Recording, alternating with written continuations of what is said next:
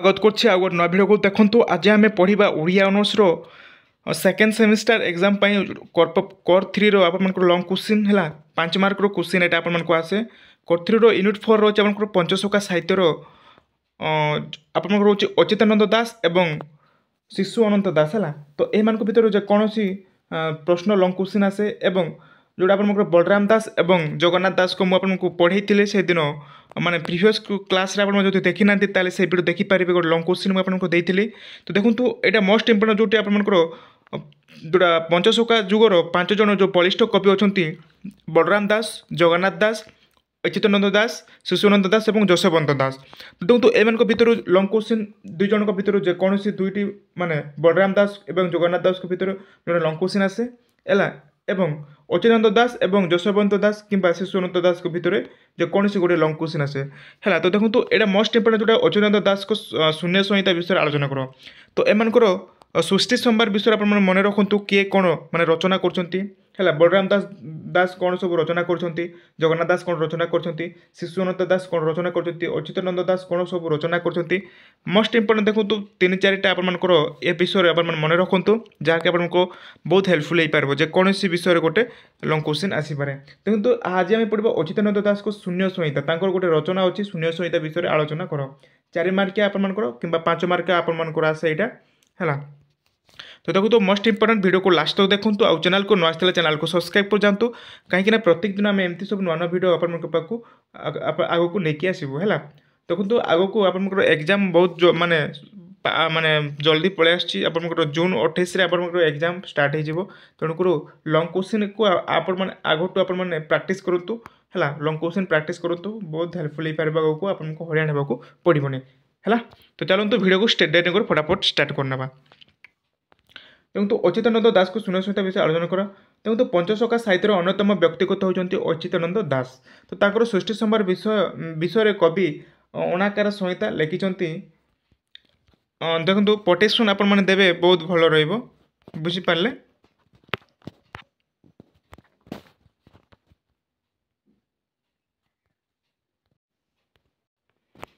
तो देखो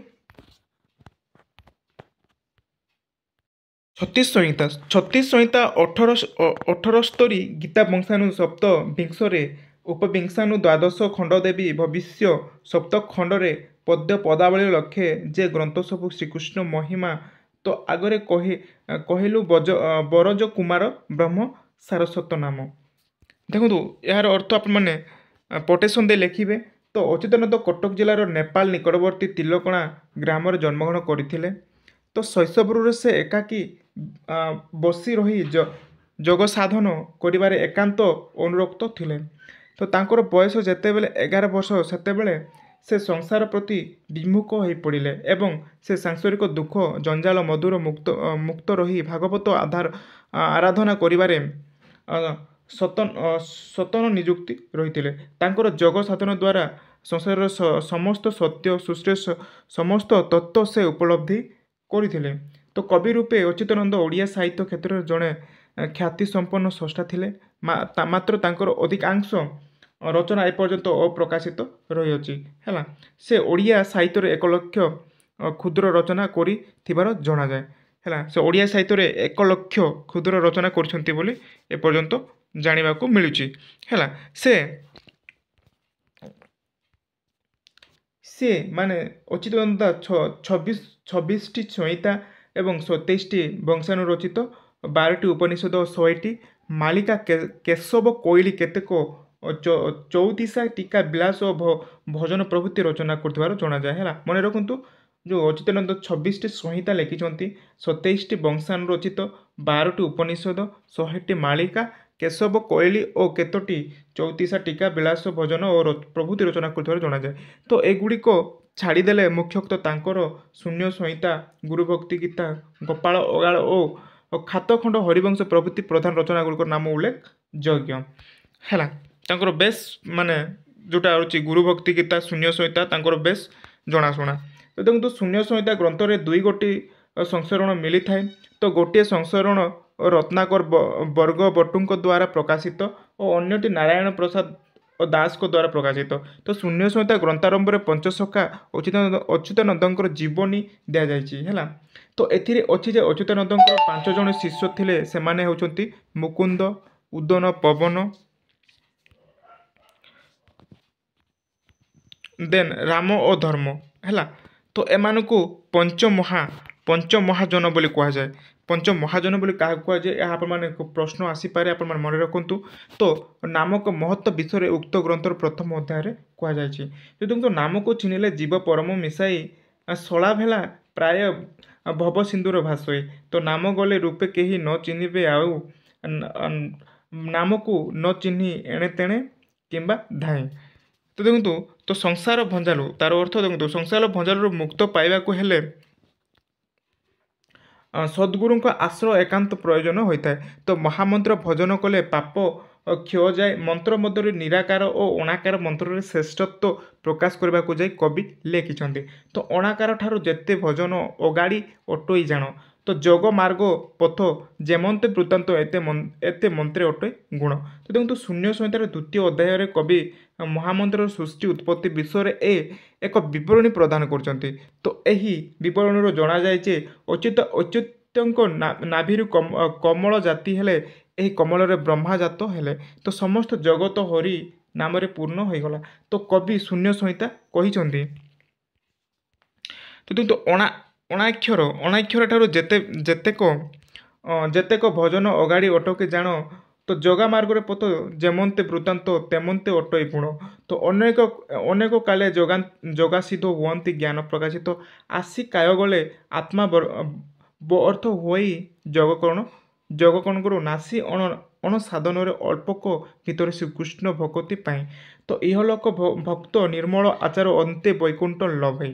ତ ଦେଖନ୍ତୁ, କବି ଶୂନ୍ୟ ସଂହିତାର 2ୟ ଅଧ୍ୟାୟରେ ମହାମନ୍ତ୍ରର ସୃଷ୍ଟି ଓ ଉତ୍ପତ୍ତି, 3ୟ ଅଧ୍ୟାୟରେ ଏକାକ୍ଷର ବ୍ରହ୍ମପିଣ୍ଡ ବ୍ରହ୍ମାଣ୍ଡ ଓ ତତ୍ତ୍ୱର ଅବତାରଣା କରିଛନ୍ତି। ତ ଜ୍ୟୋତି ମଣ୍ଡଳର ଉର୍ଦ୍ଧ୍ୱରେ ଶବ୍ଦ ବ୍ରହ୍ମର ସ୍ଥାନ, ଶବ୍ଦ ବ୍ରହ୍ମ ବିଷୟରେ କବି ଲେଖିଛନ୍ତି। ତ ଦେଖନ୍ତୁ, ଏଠି କ'ଣ ଲେଖିଛନ୍ତି, ସର୍ବେ ଶବ୍ଦ ବ୍ରହ୍ମକୁ ଯିଏ କରିଥାନ୍ତି ଧ୍ୟାନ। ସର୍ବମୂଳ ମନ୍ତ୍ର ଗ୍ରନ୍ଥ ଆଗମନିଗମ। ତ ଆସନ କାଳୀନ ମନ୍ତ୍ର ନ୍ୟାସାଦି ଯେ ଛନ୍ଦ, ଏମାନେ ସେଠାରେ ସହି ଶୂନ୍ୟ ଅଛି ବନ୍ଧ ହେଲା। ତ ଦେଖନ୍ତୁ, ଲାଷ୍ଟରେ ଆପଣଙ୍କର ରହୁଛି, ତ ଏହି ଗ୍ରନ୍ଥରେ ଅଷ୍ଟାଙ୍ଗ ଯୋଗ ବିଷୟରେ ବର୍ଣ୍ଣନା ରହିଛି। ତାର ରଜ ଶବ୍ଦ ଶବ ମନ୍ତ୍ର ଜପ କରିବାକୁ କବି ନିର୍ଦ୍ଦେଶ ଦେଇ ଅଛନ୍ତି। ତାର ଅର୍ଥ ଚକ୍ଷୁ, ରଜ ଅର୍ଥ ନାସା, ଶସ ଅର୍ଥ ସୁଖ ଓ ବଦ ଅର୍ଥ ବର୍ଣ୍ଣ ବୋଲି ଗ୍ରହଣ କରାଯାଇଛି। ତ ଏଥିରେ ଥିବା ସନ୍ଧ୍ୟା ଭାଷା ଓ ସାଙ୍କେତିକ ଭାଷା କେତେକାଂଶ ଦୁର୍ବୋଧ୍ୟ। ତ ଏତିକି ଆପଣମାନେ ଦେଖନ୍ତୁ, ମନେ ରଖନ୍ତୁ। ତାଙ୍କର ରଚନାବଳୀ 3-4ଟା କିମ୍ବା 5ଟି, ମିନିମମ୍ 5ଟି ମନେ ରଖନ୍ତୁ, ଯାହାକି ଆପଣମାନଙ୍କୁ ପ୍ରଶ୍ନ ଆସେ ଯେ କୌଣସି ରଚନାବଳୀ ଆଲୋଚନା କର ବୋଲି, ତାଙ୍କ ବିଷୟରେ ଆଲୋଚନା କର ବୋଲି ପ୍ରଶ୍ନ ଆସେ। ତ ଏହା ଥିଲା ଦେଖନ୍ତୁ ମୋଷ୍ଟ ଇମ୍ପୋର୍ଟାଣ୍ଟ, ଯାହାକି ଆପଣମାନଙ୍କର ଅଚ୍ୟୁତାନନ୍ଦ ଦାସଙ୍କ ଶୂନ୍ୟ ସଂହିତା ହେଲା। ତାଙ୍କର ଜଣାଶୁଣା ଗ୍ରନ୍ଥଟି ହେଉଛି ଶୂନ୍ୟ ସଂହିତା। ଆଉ ଦେଖନ୍ତୁ, ଏଠି ଆଉ ଗୋଟେ ଅଛି ତାଙ୍କର ପ୍ରେମ ଭକ୍ତି ବ୍ରହ୍ମଗୀତା। ଏହା ବି ତାଙ୍କର ମୋଷ୍ଟ ଇମ୍ପୋର୍ଟାଣ୍ଟ, ଯାହାକି ଆପଣମାନଙ୍କର ରହିଛି ହେଲା। ତ ଦେଖନ୍ତୁ, ଏହା ବି ଆପଣମାନଙ୍କୁ ଜଷ୍ଟ ମୁଁ ଆପଣଙ୍କୁ କହିଦେଉଛି, ପଢ଼େଇ ଦେଉଛି। ଦେଖନ୍ତୁ, ତ ତାଙ୍କର ପ୍ରେମ ଭକ୍ତ ବ୍ରହ୍ମଗୀତା ବିଷୟରେ ଯଦି ଆଲୋଚନା କର କହିଲେ, ଦେଖନ୍ତୁ, ପ୍ରେମ ଭକ୍ତି ବ୍ରହ୍ମଗୀତାର ରଚୟିତା ଯଶୋବନ୍ତ ଦାସ ହେଲା। ପ୍ରେମ ଭକ୍ତି ବ୍ରହ୍ମଗୀତା ବିଷୟରେ ଏହା ଯଶୋବନ୍ତ ଦାସ ଲେଖିଛନ୍ତି ହେଲା। ତ ଏଥିରେ 5ଗୋଟି ଅଧ୍ୟାୟ ରହିଛି। ଏହା ଏକ କ୍ଷୁଦ୍ର ରଚନା ହେଲେ ତହିଁରେ ଓଡ଼ିଶା ବୈଷ୍ଣବ ଧର୍ମର ବିଭିନ୍ନ ତତ୍ତ୍ୱର ଅବତାରଣା କରାଯାଇଛି। ତ ଗ୍ରନ୍ଥଟି ରଚିତ ହୋଇଛି ସରଳ ନବାକ୍ଷରୀ ବୃତ୍ତରେ ହେଲା। ଏହା ନବାକ୍ଷରୀ ବୃତ୍ତରେ ରଚନା କରାଯାଇଛି ବ୍ରହ୍ମଗୀତା। ଏଥିରେ କବି ସମ୍ପୂର୍ଣ୍ଣ ଜ୍ଞାନ ମିଶା ଭକ୍ତି ତତ୍ତ୍ୱ ବିଷୟରେ କହିଥିଲେ, ତାର ଶେଷ ସ୍ଥଳରେ ପ୍ରେମ ଭକ୍ତି ତତ୍ତ୍ୱର ଅବତାରଣା କରାଯାଇଛି। ଅର୍ଥାତ୍ ଆଲୋଚ୍ୟ ଗ୍ରନ୍ଥଟି ହେଉଛି ଉଭୟ ଭକ୍ତି ମତବାଦର ଏକ ମଧୁର ସମନ୍ୱୟ ସାଧିତ ଗ୍ରନ୍ଥ। ଏହା ଏକ ଭକ୍ତି ମତବାଦର ଏକ ଗ୍ରନ୍ଥ ହେଲା। କିନ୍ତୁ ଗ୍ରନ୍ଥଟିର ଆରମ୍ଭରେ କବି ଜଗନ୍ନାଥ, ଶିବ, ସରସ୍ୱତୀ ଓ ଗଣପତିଙ୍କୁ ବନ୍ଦନା କରାଯାଇଛି। ଏହି ଗ୍ରନ୍ଥର ଆରମ୍ଭରେ ପ୍ରଭୁ କ'ଣ ଜଗନ୍ନାଥ ଏବଂ ସରସ୍ୱତୀ, ଶିବଙ୍କୁ ଏବଂ ଗଣପତିଙ୍କୁ ଆରାଧ୍ୟ କରାଯାଇଛି। ତାପରେ ବ୍ୟାସଦେବଙ୍କୁ ପ୍ରଣାମ ଜଣାଇ ବିଷୟବସ୍ତୁ ଉପସ୍ଥାପନ କରାଯାଇଛି। ତ ଏହାର ସୃଷ୍ଟିର ପ୍ରଥମ ଉପକ୍ରମର ବିବରଣୀ ପ୍ରଦାନ କରାଯାଇଛି।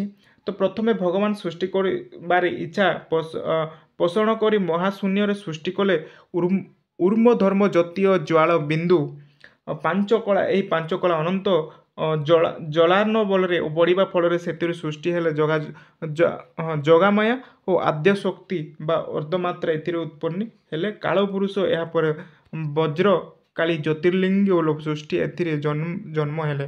ତ ଆଦି ପ୍ରକୃତି ଆଦି ପୁରୁଷ ଯୋଗମାଙ୍କ ଅଙ୍ଗରୁ ଜାତ ଅକାର ଏହାର ଉପରି ଭାଗରେ ହେଉଛନ୍ତି ବଜ୍ରକାଳୀନ ହେଲା। ତ ଦେଖନ୍ତୁ ଦ୍ୱିତୀୟ ଅଧ୍ୟାୟ ରାଧାକୃଷ୍ଣଙ୍କ ଜନ୍ମ। ଦ୍ୱିତୀୟ ଅଧ୍ୟାୟ ରାଧାକୃଷ୍ଣଙ୍କ ଜନ୍ମ ସେମାନଙ୍କ ଯୁଗର ମୂରତି ରୂପ ନିତ୍ୟରାସ ସମ୍ପର୍କୀୟ ଆଖ୍ୟାତ ପ୍ରଦାନ କରାଯାଇଛି। ତ ଏହି କ୍ରମରେ କୁହାଯାଇଛି ଭଗବାନ ନିଜ ପ୍ରକୃତି ରୂପିଣୀ ଯୋଗମାୟାଙ୍କ ଠାରୁ ନିଜ କଳା ପ୍ରବେଶ କରାଇ ଜୀବ ଓ ପରମ ରୂପ ଧାରଣ କଲେ। ତ ସର୍ବଦା ନିତ୍ୟ ରାଧାକୃଷ୍ଣ ଲୀଳା ଚାଲିଛି। ଏଥିରେ ରାଧାଙ୍କୁ ଲୀଳା କନ୍ୟା ତଥା ଲୀଳାମୟ ଭାବେ ଗ୍ରହଣ କରାଯାଇଛି। ତ ତୃତୀୟ ଅଧ୍ୟାୟରେ ନିତ୍ୟ ସ୍ଥଳରେ ଜୀବ ଓ ପରମର ନିରନ୍ତର ଲୀଳା ବିବାହ ସମ୍ପର୍କିତ ବିବରଣ କରାଯାଇଛି ହେଲା। ତ ସାଧକ ହେଉଛି ଜୀବ ରୂପୀ ରାଧା ଓ ସେ ରାଧା ଭାବରେ ପରମ ରୂପୀ ନିତ୍ୟ କୃଷ୍ଣକୁ ପାଇବା ପାଇଁ ସତତ ଚେଷ୍ଟିତ କରିବା ଭାଷାରେ କୁହାଯାଇଛି। ଦେଖନ୍ତୁ ଏହା ଭଗବାନଙ୍କର ମାନେ ବିଷୟବସ୍ତୁକୁ ବର୍ଣ୍ଣନା କରାଯାଇଛି। ତ ପୁରୁଷ ଅଙ୍ଗ ନାହିଁ ଜହି ଯେ ତାକୁ ପ୍ରେମ ଭକ୍ତି କରେ। ପ୍ରେମ ଭକ୍ତି ଯେ କରାଇ ଏକ ପୁରୁଷ ଭାବଗ୍ରାହୀ ଶରୀର ବହି ଏ ସଂସାରରେ ଯେ ପ୍ରାଣୀ ନିତ୍ୟରେ ବସେ। ତ ଚତୁର୍ଥ ଅଧ୍ୟାୟରେ କବି ଶରୀର ମଧ୍ୟରେ ସପ୍ତାବରଣ ତତ୍ତ୍ୱ ବୁଝାଇଛନ୍ତି। ଏହି ସପ୍ତାବରଣ ନିତ୍ୟସ୍ଥଳରେ ଚାରି ପାଖରେ ଥିବା ସାତଟି ବେଢ଼ା ପ୍ରଥମା ବରଣୀରେ ଜପି ଦ୍ୱିତୀୟ ବରଣୀରେ ସୁଦାମାଦି ଗୋପାଳ କୂଳ ତୃତୀୟ ବରଣୀରେ ଗୋପାଳ ଓ ଗୋପୀଗଣ ଚତୁର୍ଥ ବରଣୀରେ ଗୋପୀ ଓ ଧେନୁକୂଳ ପଞ୍ଚମ ବରଣୀରେ ପାରିଜାତ ବୃକ୍ଷସୁ ମୂଳରେ ବାସୁଦେବାଦି ଦେବତା ଓ ଷଷ୍ଠ ଆଚରଣରେ ସିଦ୍ଧ ଗନ୍ଧର୍ବ ଓ ସପ୍ତମ ଆଚରଣରେ ଅଛନ୍ତି ଚତୁର୍ଭୁଜ ବିଷ୍ଣୁ ଆଦି ସକଳ ଦେବଗଣ। ପଞ୍ଚମ ଅଧ୍ୟାୟରେ କବି ରତ୍ନ ସିଂହାସନ ଜଗମୋହନ ଚାର ଦ୍ୱାରା କଳାବଛ ଅରଗଳି ଓ ବିଜୟ ଦ୍ୱାରା ଗରୁସ୍ତମ୍ଭ ଏବଂ ବେଢ଼ା ମଧ୍ୟରେ ଥିବା ରସଘର ବାଟ ମଙ୍ଗଳା ରୋହିଣୀ କୁଣ୍ଡ ସୁନା କୂପ ମୁକ୍ତିମଣ୍ଡପ ସିଂହାଦ୍ୱାରା ପ୍ରଭୃତି ସମୟରେ ତାତ୍ତ୍ୱିକ ବର୍ତ୍ତମାନ କରାଯାଇଛି। ତ ଶେଷରେ କବି ଶ୍ରୀକ୍ଷେତ୍ରକୁ ବିଶ୍ୱର ଶ୍ରେଷ୍ଠ ତୀର୍ଥ ଓ ଭସ୍ମ ଗର୍ଭରେ ଭାବେ ପ୍ରମାଣିତ କରିଛନ୍ତି। ଏହିପରି ଦେଶ ନିତ୍ୟ ନୀଳାଚଳ ଗୋପ ମଥୁରା ବୃନ୍ଦାବନ ସକଳ ଏହି ସ୍ଥାନ ପାଇଁ ଗୋଟିଏ ତୀର୍ଥ କ୍ଷେତ୍ରରେ ସକଳ ତୀର୍ଥଙ୍କର ଆଳ ଦ୍ୱାରକା ଆଦି ଯେତେ ସ୍ଥାନ ଅବାର କାଶୀ ମଧ୍ୟ ହୋଇ ମହିମା କହିଲେ ନ ସରେ। ଦେଖନ୍ତୁ ଏଇ ଯାହା ଏଇଟା ଯଶୋବନ୍ତ ଦାସଙ୍କ ଯେଉଁ ପ୍ରେମ ଭକ୍ତି ବ୍ରହ୍ମଗୀତା ବିଷୟରେ ପ୍ରଭୁ ଭଗବାନଙ୍କ ବିଷୟରେ ଏଠାରେ ବର୍ଣ୍ଣନା କରାଯାଇଛି ହେଲା। ଏଇଭଳି ଆପଣମାନେ ବିଷୟବସ୍ତୁକୁ ବର୍ଣ୍ଣନା କରିବେ। କୋଶ୍ଚିନ୍ ଆସେ ଯେ କୌଣସି ମାନେ ରଚନା ବେଳେ ଆଲୋଚନା କର ବୋଲି କୋଶ୍ଚିନ୍ ନିହାତି ଆସେ। ତେଣୁକରି ଆପଣମାନେ ମନେ ରଖନ୍ତୁ ସମସ୍ତଙ୍କୁ ବର୍ଣ୍ଣନା ହେଲା ଯଶୋବନ୍ତ ଦାସଙ୍କ ଅଚ୍ୟୁତାନନ୍ଦ ଦାସଙ୍କ ସମସ୍ତଙ୍କ ଗୋଟିଏ 5ଟି ମିନିମମ୍ 3, 4, 5ଟି ବିଷୟବସ୍ତୁକୁ ମନେ ରଖନ୍ତୁ ଯାହାଫଳରେ ପରୀକ୍ଷାରେ ଆସେ ଆପଣମାନେ ଲେଖିପାରିବେ ହେଲା। ଏହା ଥିଲା ମୋଷ୍ଟ ଇମ୍ପୋର୍ଟାଣ୍ଟ ଯାହାକି ଆପଣଙ୍କର ପଞ୍ଚସଖା ସାହିତ୍ୟର ଅଚ୍ୟୁତାନନ୍ଦ ଦାସ ଏବଂ ଯଶୋବନ୍ତ ଦାସଙ୍କର ଲଙ୍ଗ କୋଶ୍ଚିନ୍ 4 ମାର୍କର। ମୁଁ ଆପଣମାନଙ୍କୁ ନେକ୍ସଟରେ ଆଉ ଗୋଟେ ଭିଡ଼ିଓ ଆଣିବି ଲଙ୍ଗ କୋଶ୍ଚିନ୍ ମୋଷ୍ଟ ଇମ୍ପୋର୍ଟାଣ୍ଟ ଯାହାକି ଆପଣମାନଙ୍କୁ ହେଲ୍ପଫୁଲ୍ ହେଇପାରିବ ହେଲା। ଏହା ଥିଲା ଆପଣଙ୍କର ମୋଷ୍ଟ ଇମ୍ପୋର୍ଟାଣ୍ଟ। ଆଶା କରୁଛି ଆପଣଙ୍କ ଭିଡ଼ିଓ ଭଲ ଲାଗିଥିବ। ଯଦି ଭିଡ଼ିଓ ଭଲ ଲାଗିଥିବ ଭିଡ଼ିଓକୁ ଲାଇକ୍ କରନ୍ତୁ, ସେୟାର କରନ୍ତୁ ଆଉ ସାଙ୍ଗମାନଙ୍କ ସହିତ ସେୟାର କରିଦିଅନ୍ତୁ। ଭିଡ଼ିଓକୁ ରଖୁଛି, ଧନ୍ୟବାଦ।